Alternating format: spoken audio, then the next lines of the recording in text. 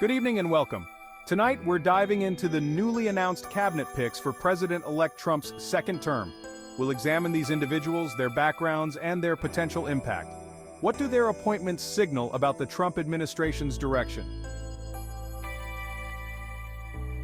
First up, the State Department. President-elect Trump has tapped Senator Marco Rubio, a one-time rival, to be the nation's top diplomat. Rubio, known for his hawkish stance on foreign policy, represents a stark shift from early Trump administration days.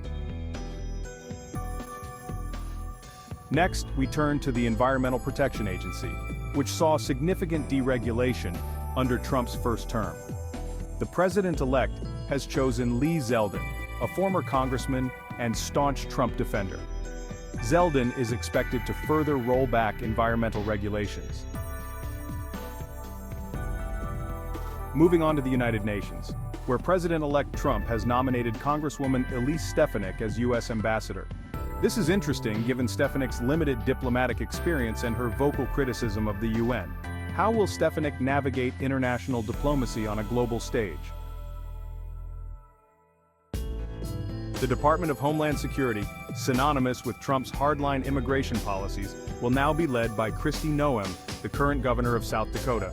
As a loyal ally of President Trump, I am committed to continuing our crackdown on illegal immigration. Noem's appointment comes with controversy, particularly her stance on family separations.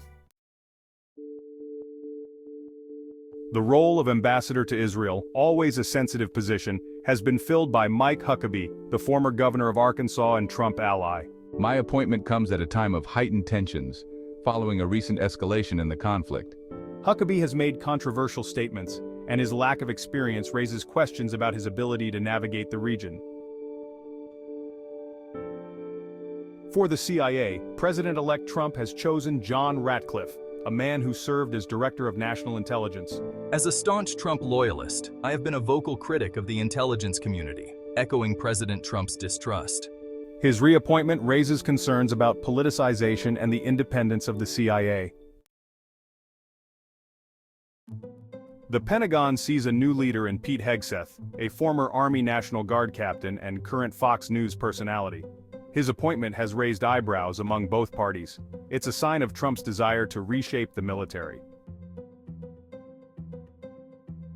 Moving to the West Wing, Susie Wiles, a veteran Republican strategist, takes on the crucial role of White House Chief of Staff. Wiles is known for her sharp political instincts and her ability to navigate Trump world. Her appointment suggests a desire for stability in a White House known for its chaos. Stephen Miller, the architect of Trump's controversial immigration policies, returns to the White House as Deputy Chief of Staff for Policy. Miller, a hardliner on immigration, will shape the administration's approach to border security and asylum seekers. His return signals a doubling down on restrictive immigration policies. Tom Homan, a familiar face from the Trump administration, returns as the Border Czar, overseeing border security. Known for his tough stance on immigration, he will ramp up enforcement and increase deportations. His appointment signals Trump's hardline policies. Mike Waltz, a former Green Beret and congressman from Florida, takes on the role of National Security Advisor. His appointment suggests a shift towards a more hawkish foreign policy, focusing on countering China and Iran. Bill McGinley, former White House counsel during Trump's first term, returns, bringing experience navigating legal and ethical challenges. His reappointment suggests a desire for continuity and trusted advice. Stephen Witkoff, a New York real estate tycoon and friend of Trump, takes on the role of special envoy to the Middle East. His lack of diplomatic experience raises questions about navigating the region's complexities. How Witkoff will handle the Israeli-Palestinian conflict remains to be seen. President-elect Trump has tapped Elon Musk, the billionaire CEO of Tesla and SpaceX, and Vivek Ramaswamy, a former rival turned supporter, to lead a task force on government efficiency, their mission/government spending and regulations. This pairing brings together two different perspectives on government. A first look at the individuals shaping Trump's second term. A cabinet marked by loyalty, experience, and controversy.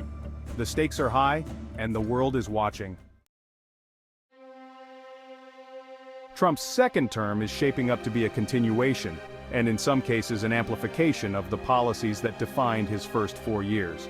The individuals he's chosen are staunch loyalists, ideologically aligned with his vision. The question now is, what will this mean for the country? Whether Trump's cabinet was beneficial largely depends on one's political views. For supporters of his administration, the cabinet's pro-business stance, focus on deregulation, conservative judicial appointments, and emphasis on national security were seen as positive contributions to the U.S. However, critics point to issues such as lack of experience, controversial policies, and ethical concerns as major drawbacks. Ultimately, the legacy of Trump's cabinet will be debated for years to come, shaped by both short-term outcomes and long-term impacts.